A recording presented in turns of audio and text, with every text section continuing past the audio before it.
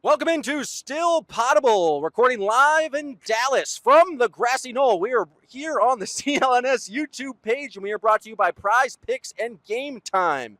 Use the promo code CLNS to save money on both of those fine products. Download those apps and save money on tickets for Game Time and get some picks off with Prize Picks. We'll be back right after this with a full episode from Dealey Plaza. Still Poddable in the playoffs. Still Poddable in the playoffs. Brian. Gotta get that ring in the playoffs. Still Poddable in the playoffs. Still Poddable.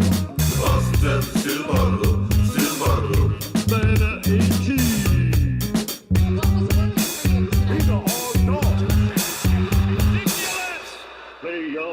You gotta know. Let's go Celtics, let's go. Come on, the fucking Celtics, let's go. I'm gonna do something stupid. Hello and welcome to Still Poddable. We are here live in Dallas at Dealey Plaza, and we're here to talk about Boston Celtics basketball, folks. They are up 3-0 in the NBA Finals. We are on the off day between games 3 and 4. And B-Rob, we had the privilege of going to practice today at the NBA Finals, and what did we learn? We learned Kristaps Porzingis is not done yet. He wants to get on the party, Packard. Hanging out, shooting a lot of shots in the practice that's visible to the entire media. They had to know what was going on. The Celtics posted the clips of him shooting as well. And doing a lot of shooting off of 1 foot, but seemed loose. And the team is actually having a shoot-around on Friday morning as well. So I don't know, Packard. This is not down the list of storylines in this series at this point with the Celtics up 3-0, but it is interesting to me that they're still working towards getting him back on the floor at this point where it's clear that they don't need him in this series anymore, but it'd obviously be a nice morale boost for him to get out there for 10 minutes and close the deal in front of his former team. And it wouldn't hurt. Like, there's no reason to mess around. Win the championship. If you can use Kristaps Porzingis, it'll be incredibly helpful. And so it'll be interesting to see if he plays. Is there anything else we learned from media today? In listening to the Mavericks talk, they seem kind of resigned to their fate. They had a lot of responses about having to learn from this, about kind of getting better next year. Not a lot of hoorah, like, win one for the Gipper, we're going to get back into this series. Maybe that was just me reading into it, but it wasn't like the Mavericks, especially Kidd and Kyrie, seemed kind of resigned to what was going to happen to them. Yeah, it's, I think, adjustment-wise, I'm not sure where you go to at this point. And Kyrie, he played his best in Game 3, pretty much as well as you're going to hope you're going to get from him in this series if you're Dallas. And it didn't matter. I guess the only thing that could happen now, Packard, and Luka, I guess, kind of spoke to this of being like, I have to be better. I have to be, more mature. You think he's going to start defending? Well, that's the thing. Is Jason Kidd and Brian Windhorst going to fire him up enough where he is going to be trying for more of the games here? I don't know. I don't know if that's going to be a development that we see in a Game 4 or if that's something that's going to happen next year or even ever for him. But that's, I guess, the storyline to watch here on Friday night. I do apologize for the motorcycle sounds in the background. I have insisted that we record this at the Grassy Knoll, and that's going to come with some consequences, folks. And so if there's sacrificed audio, hand up. That is on me. We'll dive into all the brilliance that is the Texas Post Depository in the Grassy Knoll later. Another fun little thing today at Media Day is, like, a lot of the guys talk who don't normally talk. I got to be there for Xavier Tillman, and he was asked about his first conversation with Joe Mazzulla. And I feel like we've heard this before, but it just made me laugh today where Joe Mazzulla's message to Xavier Tillman. Joe Mazzulla, one of the weirdest guys I've ever really encountered, told Xavier Tillman, don't be weird. And I just thought that was fantastic advice from Joe Mazzulla, who I also learned today from Derek White, frequently walks around the practice facility and just with no socks and shoes on, always ready to get in a grapple. So that was some fun little nuggets from my Celtics Media Day. Yeah, Derek also had a nice little gem. I think he was asked about one of his favorite moments with Joe Mazzulla over time, and he referenced how he congratulated Joe about his Coach of the Month award a couple months back, and Joe replied to him that no one cares, which I think is at least to know that Joe's the same way with the media as he is with his players in that front with that award. But yeah, there was a lot of clearly pretty positive vibes today, pretty loose vibes. And why not? This is a team. I think everyone top down, whether it's, I think Tatum took a fun, playful shot at the media as well in his press conference in terms of when he was brought up how the Celtics are on a historic run right now if they pull it off in Game 4. And he was like, oh, yeah, that's pretty cool. But, you guys will probably knock us about our path and we'll have to do it again next year. So that's kind of just where, they're at this point. But the killer instinct still appears to be there at this point. So, based on vibes, based on what's happened in the first 3 games of the series, I'm going to ask you for a general prediction for tomorrow. How do the Celtics come out? Do they come out with that killer mentality? Joe Mazzulla would say they're that much closer to winning the championship, so they're also that much closer to losing the championship. I don't know if that makes any sense, but I could see the Celtics maybe taking their foot off the gas a little bit, as we saw in the fourth quarter of Game 3.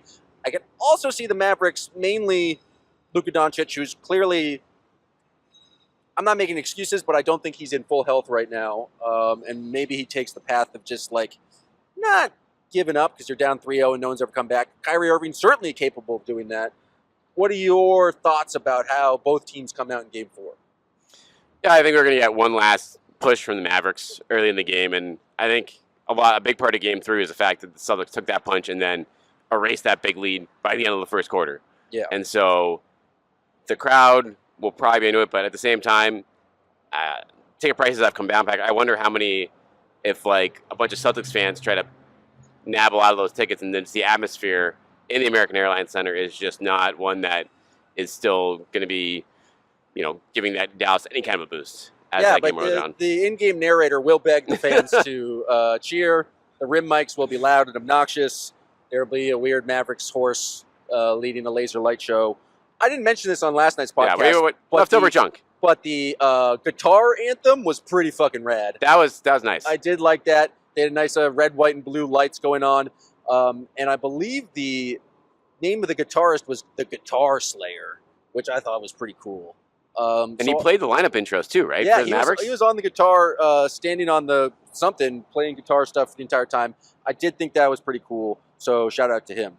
About an hour ago, I asked you guys in the Still Poddable chat for questions, comments. Oh, I should mention we're here on CLNS, and this we're brought to you by Prize Picks and Game Time. Use the promo code CLNS if you want to save some money from those fine partners. And we're here on the CLNS YouTube page. If you guys are watching for free on CLNS YouTube, go to patreon.com/stillpoddable to get all of our content as we're covering the NBA Finals here in Dallas, here at Dealey Plaza, steps away from the grassy knoll. But we asked the fine folks, the people who are involved in the Patreons for questions just about an hour ago about the NBA Finals. We got 40 replies.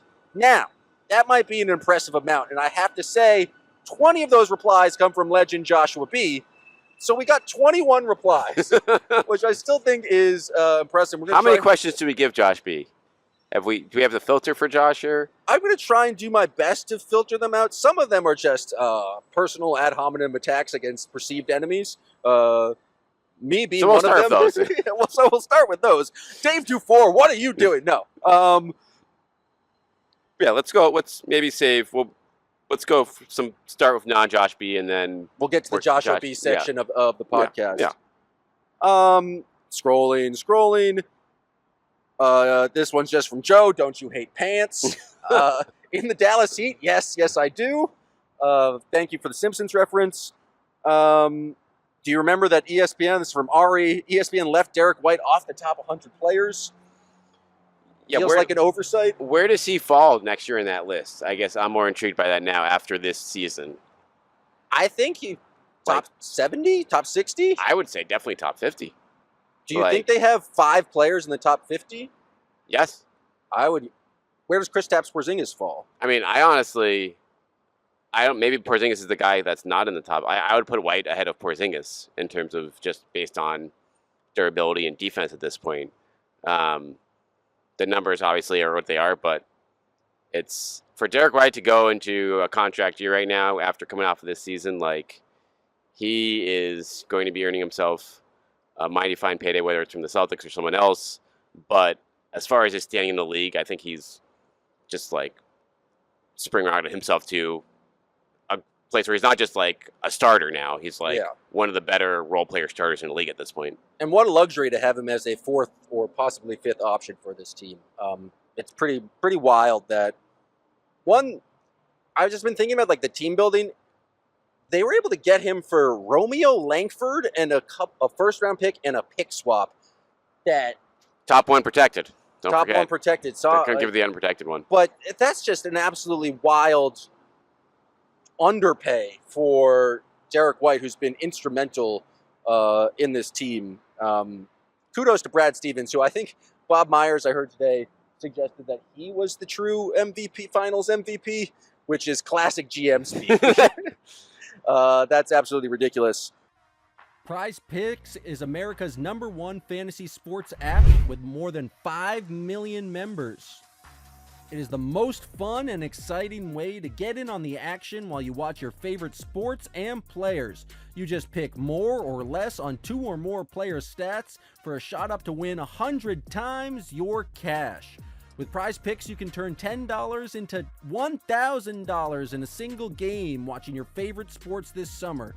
You can make a Prize Picks lineup in little as 60 seconds. You just need to pick more or less on 2 or 6 players' stat projections, and you're locked in. If you're looking for promotions, Prize Picks has got you covered every single week, from lowering select stat projections on Tuesday, which increases your chances of getting that win, to getting your entries fee back if you have a losing lineup on Fridays. The finals means more on Prize Picks, and so do the star players. You get boosted payouts on select basketball stars that you won't find anywhere else. There's always Prize Picks, and this is the perfect time to try out something new as basketball is winding down. You can try out the esports this month, because every Wednesday and Saturday in June, if your lineup doesn't win, you'll get your entry free back. Choose from Counter-Strike 2, Call of Duty, League of Legends, and more.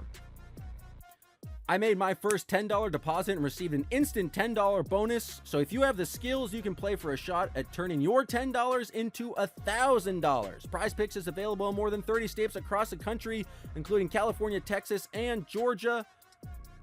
Join today. Use the promo code CLNS for your first deposit match up to $100. That is promo code CLNS. Prize Picks. Pick more, pick less. It's that easy.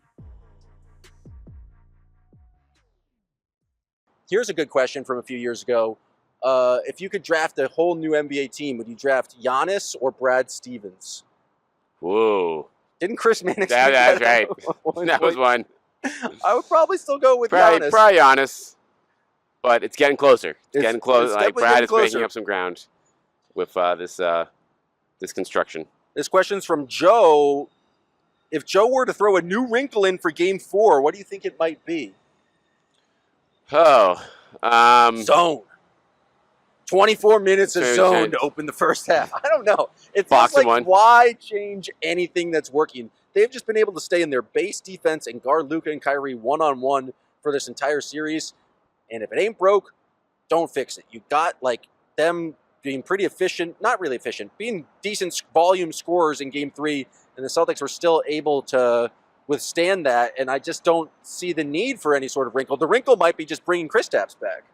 Yeah, I mean, that'll be a pretty big deal, because Tillman clearly gave you all you could hope for in Game 3 as from a defensive standpoint. So, trying out Porzingis, even if it is for 10, 15 minutes, like that could be a situation where they might have to pull the plug on it quickly if he just isn't able to move as well as you would hope. But beyond that, yeah, and Packard, it's like this is as big of the story of the series is like Luka struggles and Kyrie struggles. Like the Mavs supporting cast has been absolute trash offensively in particular. And until they prove otherwise, and maybe they'll start hitting some shots, and then you have to adjust if you're Joe Mazzulla. But until that happens, you just play the cards that have gotten you here to this point. Yeah, we saw a lot more Tim Hardaway Jr., a lot more JJ. Why, by the way? That's a very good question. They went away from Derek Jones. Like, Derek Jones Jr. hasn't been very effective, but what other options do they really have? Give me Hardy over Well, Hardy got some more minutes as well, and he played like 4 minutes though. Like kid played 11 guys last night. Yeah, maybe more Exum's the answer. I don't know. It does feel like Joe, and maybe this is a result instead of process-based analysis, and Joe would be furious with me for saying this, but it does feel like Joe is severely outcoaching not JJ. What the kid's name? Jason Kidd. J Kid. JJ Kidd. Speaking You've got the Lakers on your mind. B. Chris asked, where does Joe Mazzulla now rank among coaches? And do you think it catches on that everyone's just going to be showing people getting choked out before games to teach a message? Yeah, I think this certainly safely puts him in the top 10 in the league. Maybe closer to top 5 than top 10 at this point. Yeah, if you win a championship, I feel like you have to be. You got Spo up there. You got like the Michael Malones of the world. Depending on what you think of Pop these days, whether there's a drop off or not with him, but tactically, there's been very few. I mean, you're clearly there's not many question marks when you go 16-2 during a finals run, but certainly there's been a lot he's done that's really helped this team, and for them to come through in those crunch time spots along the way here has been big. And tactically, what he's done with like the putting Drew in the dunker spot and things like that to really take advantage of what the Mavs have tried to do schematically of defense, I think he deserves some credit for that. Yeah, and I think he's all the questions about like timeout and things like that, which I think were so overblown because people get so concerned about regular season games and like possibly not having it. The fact that the Celtics have won so many close games during this playoff run, I think shows the preparation they do in terms of like, we want you to be ready for absolutely anything. We want the unexpected to happen, and I think Mazzulla deserves a lot of credit because it feels like that's what he stresses of being like, anything can happen. You need to be ready for whatever this game throws at you. You give up a 22 run in the NBA Finals, make a play and figure out what's going to happen. And it feels like throughout this entire playoff run, when they have had these moments where they haven't performed up to their expectations, they've done a very good job of answering the bell, whether it was game 1 of the Pacers series, of figuring out just a way to win. And I think Mazzulla deserves a lot of credit just because that's what the whole process is like, you guys need to be ready for absolutely anything. We're going to lean into the uncomfortable, and there's been plenty of moments where the Celtics could have been uncomfortable, but they found ways to win. I'm going to give credit to Joe for that. And how much do you think that is also personnel too, of like having the guys now of like, Oh yeah, the Celtics are extremely talented basketball team. But I definitely on think talent, that but helps. like Smart in those moments, Brogdon in those moments. I feel like those are guys over time where it just wasn't. They wouldn't make questionable decisions or try to do a little bit too much out of their comfort zone. Where now everyone seems to just like know their role in the spot of being like, okay, I'm there for the kickouts. If you're Drew Holiday or Al or now Jalen, I think is just in his comfort zone of getting to the rim, looking for the kick out first over the finish. It is just like everyone has finally. It took a while for a lot of people on this team, but everyone seems to be there during this run. We have a question from Ben F. Not including the town, which Boston-based movie do you think Mazzulla is most likely to force the Celtics to watch? My immediate answer is Fever Pitch. Well, it could be Fever Pitch. Although he doesn't strike me as a rom-com kind of guy. He's not really. My immediate answer was Boondock Saints. Oh. Because I don't really remember the plot to that. The Fighter, Sean suggests, is a good one. Yeah. I think he should just show them Good Will Hunting. Yeah, okay. Where do you think he stands on Good Will Hunting? Do you think he's like you a fan guys of are it? a bunch of geniuses who need to leave town to fulfill your destiny, and it's not your fault. But no, he does hold people accountable, so it is your fault. That's a good question. Could see him going either way on that one. Yeah. Another one from Ben. Is Luka Dončić fated to be this generation's James Harden? I think that's a little harsh. Obviously, Luka has not had the best series. But this is his first appearance in the finals. James Harden has been to one finals. When he was a sixth man. He's the sixth man. He was not the kind of leader of that team. He failed in the playoffs. I do think there's some similarities in terms of, especially with Luka scoring 8 points in the 3/4 quarters so far in terms of like not coming up down the stretch. But I don't think this is the end of Luka.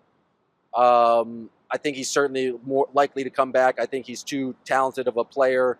Certainly, I think he needs to be in better shape. I don't know how much injury is going on right now. I also just don't think the Mavericks are a very talented team like surrounding him. And I think if Nico Harrison puts better players around him, I think Luka Dončić and the Mavericks will have a better chance of getting back to the finals and winning. Yeah, you could honestly say that Luka's done more in the playoffs than Harden has, period, to this point of like Harden for every good game he's had in the playoffs, if he has had 2 or 3 duds in clutch spots, and Luka got a team here now that no one expected to get to the finals. But with that said, there are defensively the same questions are there, and I do wonder like what can they add to this Dallas team? Like Kyrie, I think is probably going to get worse as opposed to getting better at this stage of his career, and they spent all their picks to get rid of Grant Williams, get PJ Washington, and like Daniel Gafford. So like they're gonna have Derek Lively's gonna have to really develop well. They have a lot relying on him getting a lot better. Yeah, and he hasn't really shown in this playoffs. But he is a rookie and he is 19 years old.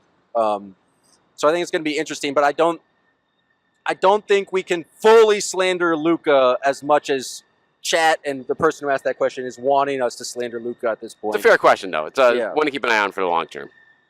Okay, let's dive into the Joshua B questions. Who's the best player in the finals? I'm going to say Jalen. Who are 2nd through 10th best players in the finals? I'm going to say Jalen, Jason, Drew, Luka, Derek White, Al Horford, Xavier Tillman, Kyrie Irving, Sam Hauser, Kristaps Porzingis, and Daniel Gafford. The definitive list. Nailed it. Making fun of Luka from Josh B. Asking if Luka's going to play in Game 4. Oh, did you see the Jeff Van Gundy news, by the way, today? There's more. I saw Jeff Van Gundy at practice. Yes, he was. But I did not see any news about him. So I believe Mark Stein reporting that the Clippers are looking to add him to Ty Lue's staff as a prominent top assistant. So are we sure that wasn't just leaked by some sort of Jeff Van Gundy? Well, that's the thing. Like, what's his relationship with Mark Stein? Do we have a Dan Hurley-Woj situation going on right now? Is that a leverage play? Is he trying to get... Given there was reports that he would be potentially be joining Joe Mazzulla's staff, there's certainly money to be discussed. And Steve Ballmer does have a lot of that cash. It's a good team to pick in terms of trying to generate some leverage. The Lakers not as much of a good team because they are what you call a poverty franchise. And I take no joy in saying that. But I wonder if Jeff will talk to us on the way out the door. He still has not talked to the media in Boston here since he's been hired. And, if they do pull it off, I wonder if he will speak on the way out just to add some more clarity of his vision of how he thought things behind the scenes. This one's from Josh B. Are Drew and Derek White the best defensive backcourt of all time or among the best? Who would you have above that? Now, I've done no planning and no research for this, and so I can't think of people who immediately come to mind as a better, more talented defensive backcourt, but I don't have the deep ball knowledge that I think you or Jake. Yeah, I mean, in recent memory, like you got 2 all defensive guys in the backcourt. There's just how many teams have had that period. Yeah. In my lifetime, I'd imagine next to none. Like, I'm just trying to think over the last 20 years, who was like considered the best defensive guard? Like Gary Payton, but I don't remember any shooting guards that Gary Payton played with that was known. Hershey, like Payton and Hershey. I don't think Hershey Hawkins was much of a defender. I guess like Drexler and Porter with the Blazers, I think in the early 90s, that's a pretty good defensive backcourt. Do you there. count Scotty and Michael as like a backcourt? Yeah, I mean that's true. Ron Right? Harper and Michael Jordan, I think, is obviously up there. Yep. But I certainly think that Drew and Derek, such a luxury, man. They just do everything, and the fact that they've just connected on the offensive end so many times for clutch baskets. Maybe Brad Stevens is the Finals MVP. Now the more that I talk about it. Talking about the national media, not giving credit to the Celtics. It is kind of crazy. I think Jay and I were talking about this when we walked over to the arena today. and I think I saw 89% of the bets were on the Mavericks this series. Wow. Like, it's just, I understand it somewhat in that, like, Jimmy Butler was hurt. Donovan Mitchell was hurt. Tyrese Halliburton left. But it was just, like, such a rush to discredit the Celtics and anoint some team from the Western Conference, whether it was the Nuggets, then the Timberwolves, then the Mavericks. We're watching a historically great basketball team that potentially could go 80-20 as the best net rating ever. It's kind of shocking how, and I just don't know why people wanted to search for a reason not to believe in them. But it feels like that's been the kind of general approach of the national media the entire kind of heading into these finals. Yeah, I think it's just easier. They want stuff to debate. And it's tough to debate. I guess you could debate, like, where did they just stand greatest, but that's a debate for, like, after they win. And it's easier, I think, now to just try to knock them down a few pegs and really question, like, okay, what have they really done here? But now, when they're on the verge of having the fourth best playoff record in NBA history, then those conversations seem foolish because this is a team that matches up with, like, they've done this all regular season. This isn't like a coming out of nowhere, everything came together situation. This was like, nope, this is what the metrics said they would be in the regular season, and now they're living up to it in the postseason. The NBA Finals are here, and I can't think of a better time to try and go see the Celtics in action. And if you want to go to the game, go to gametime.co or download the Game Time app with killer last-minute deals, all-in prices, views from your seat, and the lowest price guarantee. Game Time takes the guesswork out of buying NBA tickets. Game Time is a fantastic app and the perfect way for you to get into the NBA Finals. Or if you just want to see a concert in Boston, you want to go to the Sox game, there are so many fun events in and around the city this summer, and Game Time is the way to get into the arena. I used Game Time to go see Dan Soder, one of my favorite comedians, at the Wilbur a couple of months ago. It was a fantastic way to get into the arena. They have last-minute deals, flash deals, zone deals, all-in pricing, and it allows you to see the total up front with no surprise fees at checkouts. You can see the view from your seat, and they have the lowest price guarantee. Take the guesswork out of buying NBA Finals tickets with Game Time. Download the Game Time app, create an account, and use code CLNS for $20 off your first purchase. Terms apply. Again, create an account and redeem code CLNS for $20 off your first purchase. Download Game Time today. Last-minute tickets, lowest price guaranteed. I'm going to read this one from Josh Weed because it's flattering to me. As a new lawyer and one of the preeminent voices of Celtics Nation, JM, do you ever aspire to be a judge so you can condemn the national media's coverage of the Celtics while simultaneously condemning a criminal offender to a sentence? No. It doesn't seem like a fun position. Or for the latter part, I can condemn the national media from my position as professional sports fan right now. I don't need to put on a judicial robe. But that was a fun one. Would you ever want to be a judge, B-Rob? No. No. It's a real burden. Seems like a lot. My dad was a judge for a while. He did not like it. He just had to deal with, like, people shoplifting, like, steaks from a supermarket. That doesn't seem like a good time. A lot on your story conscience. is about the one time I watched my dad in court. So that's entirely what he did. Ari asks, as a podcast community, can we raise money to buy the Bucks front office plastic rings for gifting us Drew? It's a nice idea, Ari, but how much money do you need to raise to buy, like, 4 or 5 people plastic rings? I think you could probably donate that yourself, but do you think they feel stupid for gifting the Celtics Drew Holiday? Yes. I agree. I think there's no way they do not.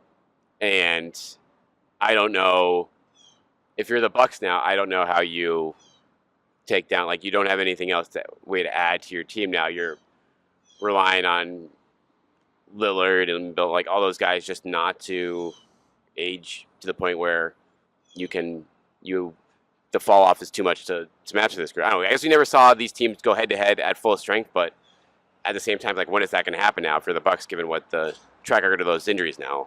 And the regular season matters. Like, it's always been in the NBA, like, and that's why I love basketball, is like, it is the best meritocracy of all the sports. If you're dominant in the regular season, generally that results in you being dominant in the playoffs. Building up championship habits, being prepared for all of these moments, like, there's a reason why repeated success is rewarded in basketball. That's the design of the sport. And the Bucks all season, despite starting 33-3 or have whatever the record was when they fired Griffin, it wasn't 33-3. That would be an amazing start. It was good. It was good, but they never had a good defense this year, and I think it certainly would have been a more challenging opponent. But I think the Celtics, there's no reason to doubt them at this point, just because of their continued dominance for the entire year. Yeah, it's Milwaukee's there. Philly obviously thinks they can go get someone, but even that situation with Embiid now, it's like, all right, well, we know how that's gone the last few years, and Embiid's entering the wrong side of 30, and then the rest. The up-and-coming, the feisty Pacers, it's like all these teams are like, yeah, they give it on a shot, but it's hard to see any team beating this core group in a 7-game series anytime soon. All right, we've gotten to the junk portion of the questions. People just demanding we get Blake Griffin on the pod? Yeah. Yeah, sure, I'll give him a call. Yeah, if we could get Blake Griffin on the pod, he'd be on the pod, folks. Ben asks, what's the more sound strategy for winning Monopoly? Buy as many properties as humanly possible, dominate the trade market, or bankrupt your opponents? I don't see why you have to pick. I was always a big fan of Baltic and Mediterranean, just because I felt like I liked having a little. The purple, yeah, the first ones. You build up some hotels on there. It's a nice little money generator. But I think Monopoly's a bad game. I've played way better board games. Monopoly takes forever. It's not good. But give me Catan. Yeah, Catan's better. I've played some way nerdier games. And so branch out, folks. You don't have to play Monopoly anymore. T-Money. The famous T-Money asks, what is fun to do in Dallas? You're looking at it, folks. Dallas is a weird city. There's nothing really going on in the downtown. It's very spread out. It's very hot. Very hot. I don't know. I've only been here for like less than 24 hours, so. Barbecue. Barbecue spots. Yeah.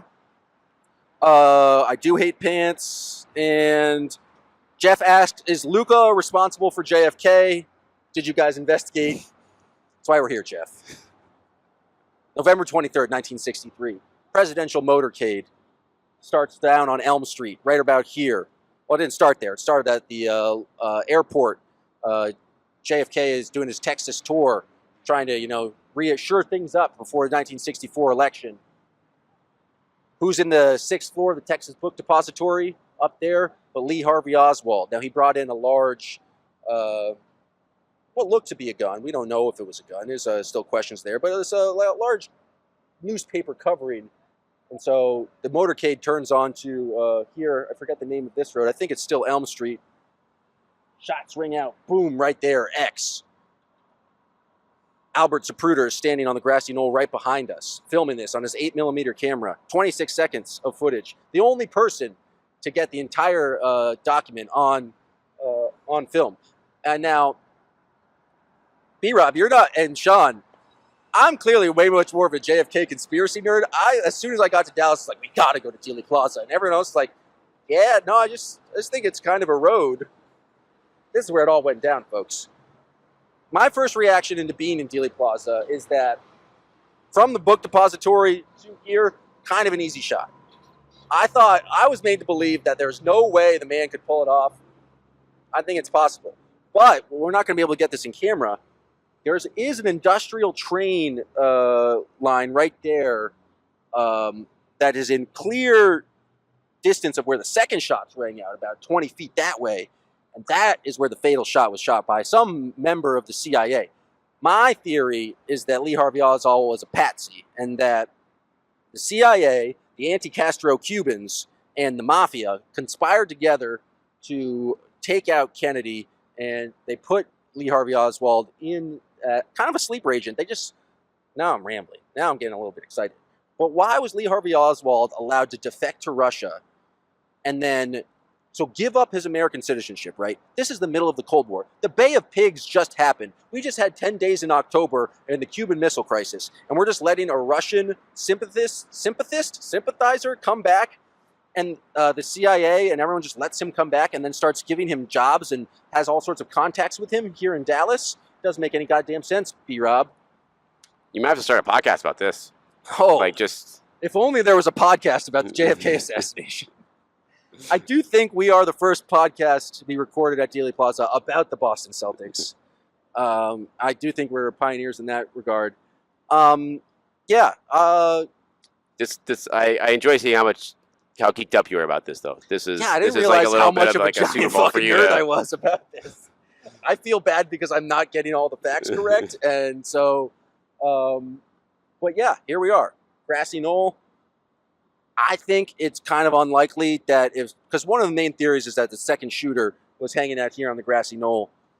That just doesn't make any sense. People would have seen a man with a gun, but it's that train tracks over there overlooking. It's where the second shot was fired over here. Tougher shot from the Texas Book Depository, much easier shot from there, and it fits much more in line with the magic bullet theory. Now, I was explaining to my friends here the magic bullet theory. You guys don't know. Second shot goes through the back of JFK's neck, comes out of his chest, hits Governor Connolly in the wrist, and then ricochets around. It makes no goddamn sense and doesn't follow physics. I think like a couple of months ago, they actually found another bullet that they had not included in the Warren Commission's investigation, which basically confirms there were more shots than in the actual investigation. There had to have been a second shooter, folks. And my guess is he was right on that goddamn fucking bridge right there. And the whole world changed because of it, folks. And that's why we're here. It's still Poddable, maybe a Boston Celtics podcast. We're about history, and we're about basically just allowing me to do my nerdy ideas. I think that's mostly what we're about. And so I thank you guys for indulging me. And we could be seeing more history tomorrow night. Yeah, we could. In Dallas. Revenge, some would say, for Dallas, the city of Dallas, taking one of New England's finest sons in JFK. The Celtics came back and got revenge. Shout out to Sam Sheehan for pioneering that take. You got anything else for us? That's all I got. I would say do your own research, folks, but the Warren Commission has been lying to us for years. There's still files they won't release to the public. Actually, if you do want to listen to it, Rob Reiner, for some reason, like director of When Harry Met Sally, and Soledad O'Brien recently had I think it was like a 12-part podcast explaining everything. They do a pretty good job, folks. There you go. Yeah. I never thought I would say the phrase, reporting live from Dealey Plaza. I'm Jan Packard. But for Brian B. Robb of MassLive.com, for me, for Sean behind the camera, for Jay King, who refused to come and experience any sort of cultural affairs. He's actually doing work and writing the story. But thank you guys for listening. We'll be back tomorrow for whatever happens after Game 4. And that's been Still Poddable. Still Poddable, still Poddable. Boston Celtics, still Poddable, still Poddable. Oh, yeah.